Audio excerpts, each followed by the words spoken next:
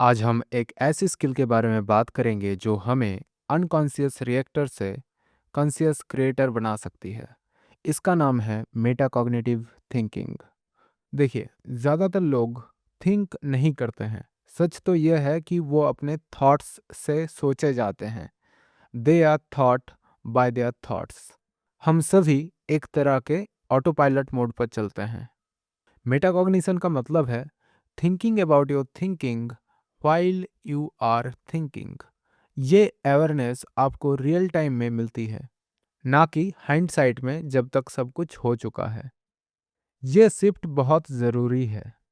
अभी तक आप थॉट के अंदर के कैरेक्टर थे, लेकिन मेटाकॉग्निशन के ज़रिए आप थॉट के ऑब्जर्वर बन जाते हैं। ये कैसा फील होता है? आपके और थॉट के बीच एक सटल सा डिस्टेंस बन जाती है। थॉट आता है, आप उसे नोटिस करते हैं और फिर आप चूज करते हैं कि क्या करना है।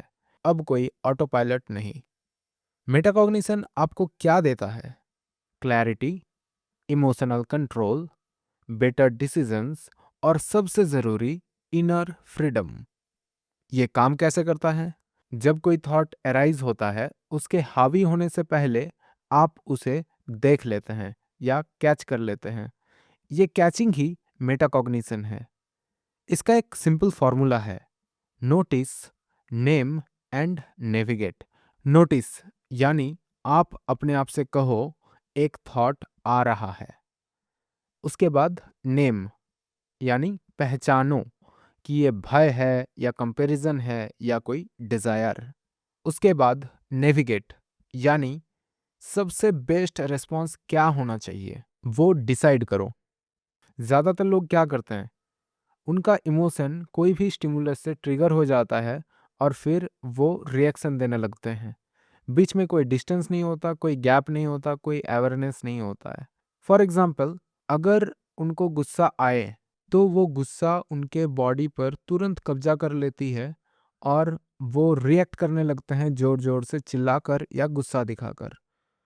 उनके पास कोई चॉइस नहीं होता है, क्योंकि गुस्सा दिखाने से पहले वो कभी सोचते नहीं हैं और वो कभी ये ऑब्जर्व ही नहीं कर पाते कि उनके दिमाग में एक गुस्से का ख्याल आया है और वो उनके बॉडी पर कब्जा करने जा रहा है। लेकिन मेटा थिंकर्स क्या करते हैं, उनको कोई भी स्टिमुलस मिलता है तो वो तुरंत ट्रिगर नहीं होते हैं।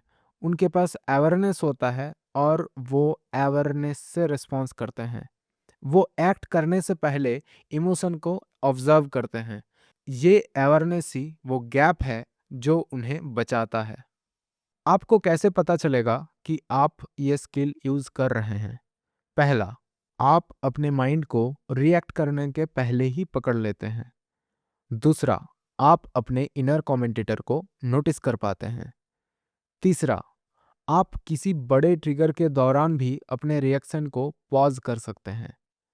मान लीजिए आपका माइंड में थॉट आया, आई एम फेलिंग।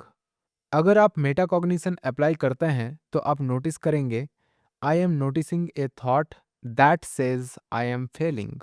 ये इंस्टेंट डिस्टेंस क्रिएट करता है, सफरिंग ड्रॉप हो जाती है और आपके पास क्लैरिटी वापस आ जाती है। आप इसे डेली प्रैक्टिस में कैसे लाएं? 3 सिंपल स्टेप्स हैं। पहला, दिन में 3 रैंडम रिमाइंडर सेट करो और खुद से पूछो, who is thinking right now. दूसरा, अपने थॉट्स को न्यूट्रली लेबल करो, जैसे अभी थिंकिंग हो रहा है, अभी प्लानिंग हो रहा है, अभी भय का ख्याल आ रहा है, अभी गुस्से का ख्याल आ रहा है, एटसेट्रा एटसेट्रा। तीसरा, कोई भी एक टास्क पूरी अवेयरनेस के साथ करो, जैसे वॉकिंग, ड्रिंकिंग या कोई भी और एक्टिविटी। जब आप इसे मास्टर कर लेते हैं तो आपको अपने माइंड का सबसे हाईएस्ट स्टेट अचीव हो जाता है। थॉट्स फ्रीली आते हैं और चले जाते हैं। आप उनसे ना फाइट करते हैं और ना ही उन्हें फॉलो करते हैं और ना ही अपने ऊपर हावी होने देते हैं। आप उन्हें सिंपली विटनेस करते हैं, ऑब्जर्व करते हैं। धीरे धीरे मेटाकॉग्निशन ही आपका डिफ़ॉल्ट माइंड बन जाती है।